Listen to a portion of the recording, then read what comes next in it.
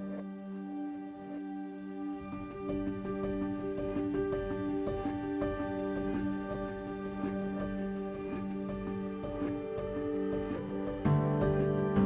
Village started about 7.5 years ago, and we had a great group of people who came together with a variety of skills and skill sets. And a couple of different people were talking about this property and how amazing it was and what a good community fit it could be. And we got together and we just started, researching the idea, and we worked together for, about 3 years, trying to establish a strong foundation.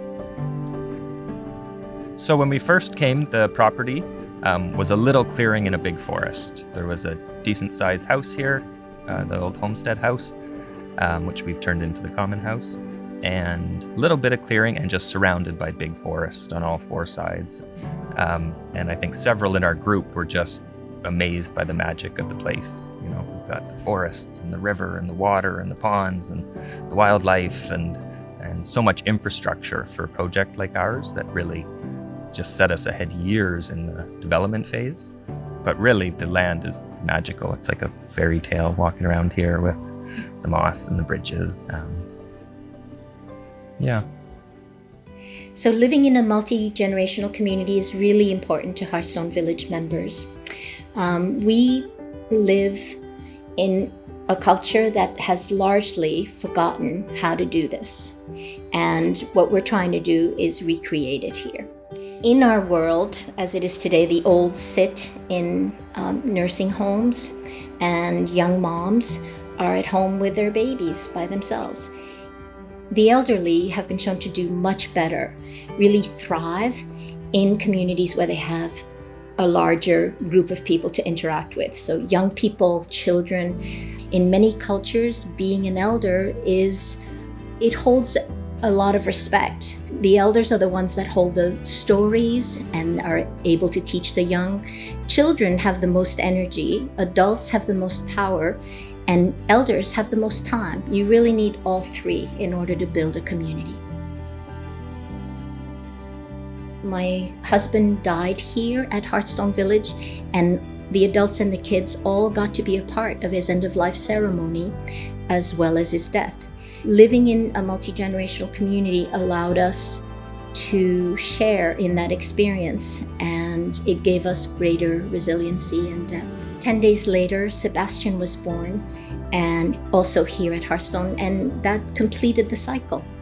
It was really an amazing year.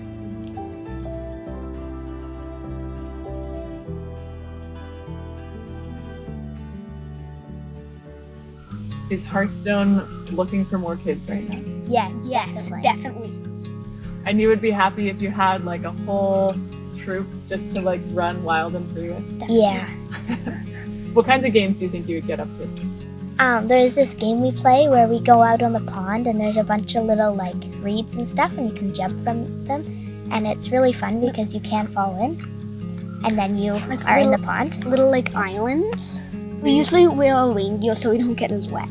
And then the FVFF, that's what we call our fort spot. It stands for the Fort Village of the Fern Forest.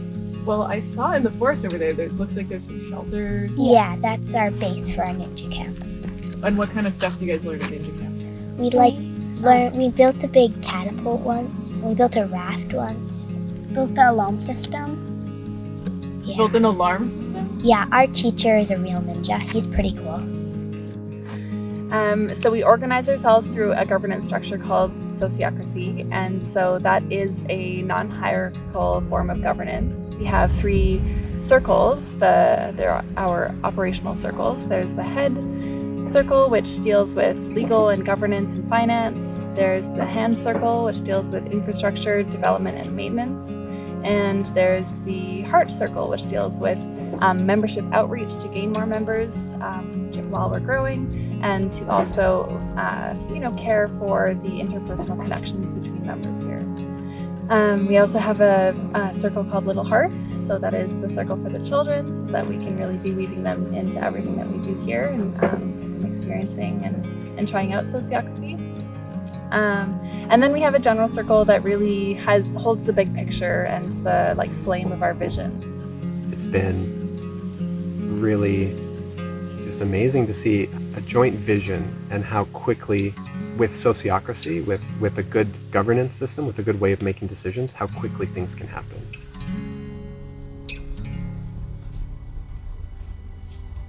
We visited a number of communities, and I would say the takeaway from that is really getting a feeling of how much privacy feels good or how much shared space feels important.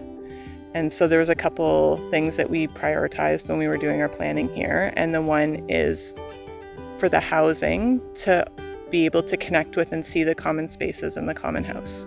So when people in your houses or in your property, you can like, hey, somebody's going down there to do this, or somebody's starting a fire and we want to come hang out. And so to have that option to engage with the community was really important. The other piece that's been intentional in our design is creating shared spaces where there's intentional connection.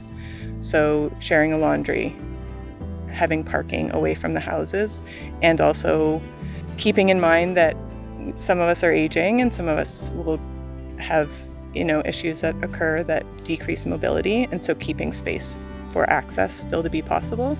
I would say one of the amazing things about this place is that even with a lot of people, the property really lends itself to having little private nooks. And so there's all these beautiful little spots where we can have private moments in private space, even still being held by the community.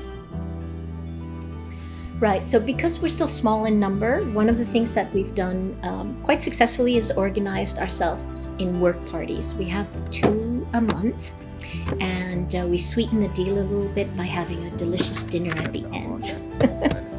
These are garden potatoes from our garden. Beautiful.